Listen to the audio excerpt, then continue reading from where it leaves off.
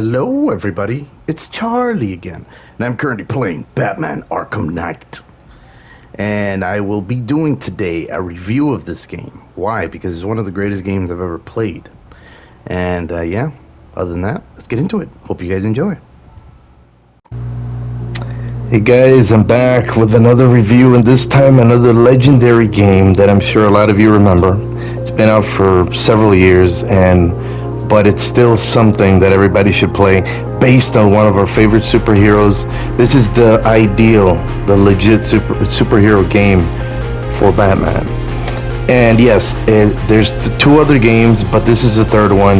And as far as gameplay and graphics go, this is number one. Now, story, the first game, and then the second game, characters, I would say. But in total, though, this encompasses the whole, gameplay aspect, graphical aspect, as well as other things that the game added. It just feels better to play. Detective mode has been enhanced, like in the older games.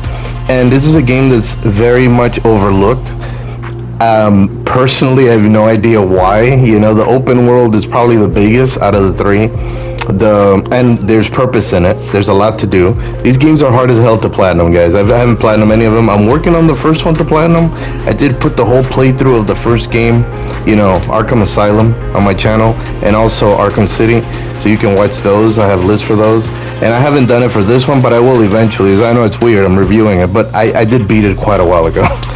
But anyways, the point is that this is a game, as you can see, the gameplay, the fighting techniques, it just has a number of updated things, and it's so easy to learn, hard to master, but easy to learn, and you do feel like a legit badass as Batman, okay? There's no way around it. It just feels like a complete superhero game, and the only thing that competes with this game, in my opinion, is obviously with this trilogy, is the Spider-Man games, That's the only thing. The Miles Morales one, and then the Spider-Man PS4. But anything else, superhero related, or maybe Wolverine Origins, the game. A lot of people don't know about that game. And now we're about to have a new Wolverine game, but that's Marvel. As far as DC goes, this is their masterpiece for video games, in my opinion. And boy, is it a good time. Obviously, when the game came out, I was so excited. I bought it with my PS4. It came with my PS4. And I gotta say, this was an experience. Also, the traversal is fixed from the older games. I don't know if you guys have played the older games lately, but the traversal for those games is kind of clunky. And you realize how much more clunky it is when you play this one. You're like, oh, so this is what their vision was, but they just couldn't do it yet, Also, the way you spot people, like I said, detective mode and the things you can do, like with random enemies in the world and just catching people, they try to catch you off guard. It's just a joy, There's really no other way to put it. The cool thing is you could incorporate the gadgets much better than the older games, And yeah, it's just a very overlooked game. I felt like I had to make a review on this game. In my opinion, playing it in 2023, you're still going to have a great time. It's still going to be on your top list of video games. Especially if you've never played this game, you're going to love it even more. But as far as updates, it's gotten several updates over the years. So whatever issues it had, I know that for PC it was a nightmare.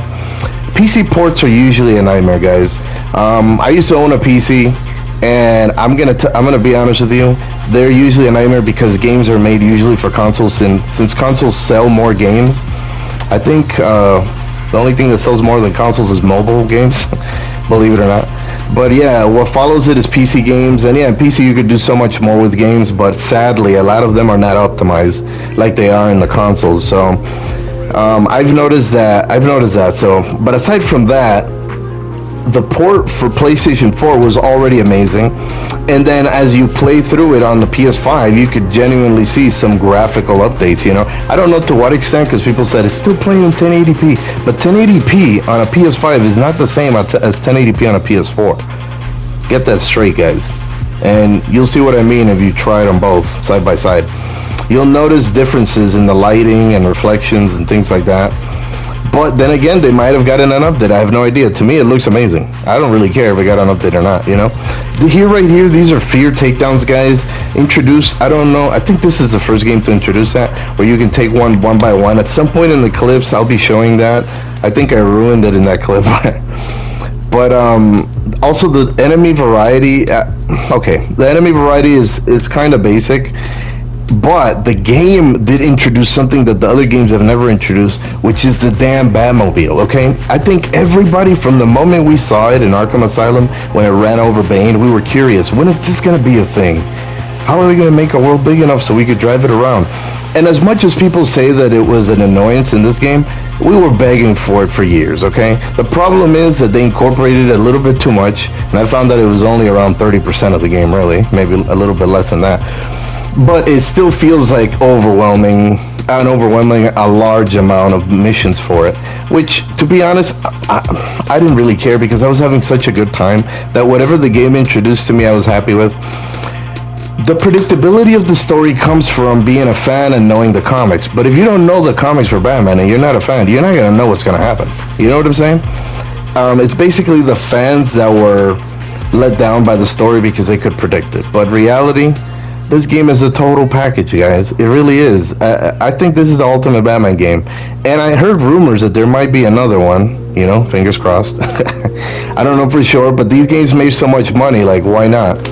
Now, I don't know how they would do it, but there's so much to fit into this story because there is gaps in between.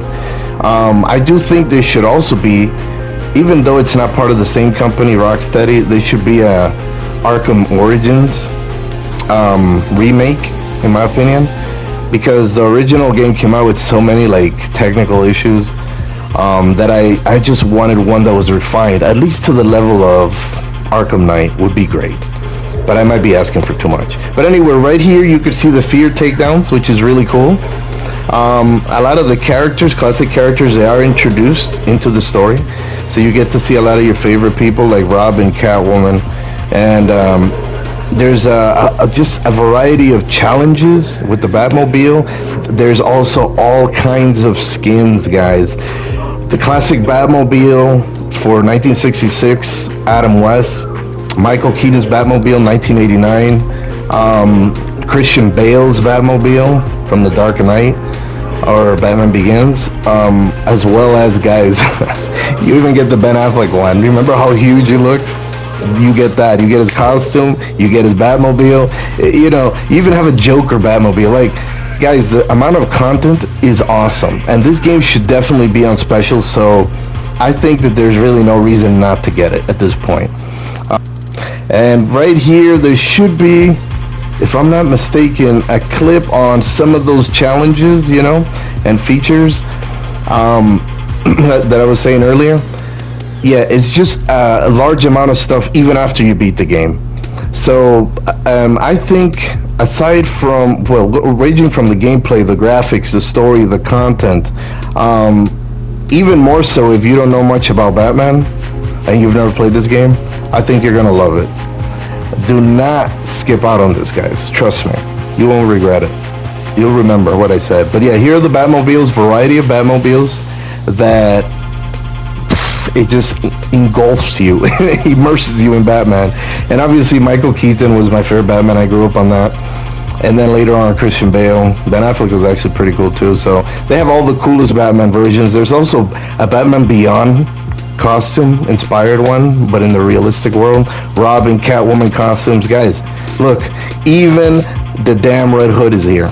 Okay, Harley Quinn, some of the more obscure characters from the Batman world, and others, you know, just side missions in general, like the last 3 games.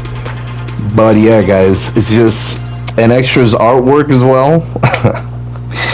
Yeah, the game is a joy, you know. But I think I'm going to go ahead and end it right here, guys. I do hope you guys enjoyed. Oh, I didn't give it a rating. 10 out of 10. But yeah, I hope you guys enjoyed. Please like and subscribe when you get a chance. And like I always say, cooking.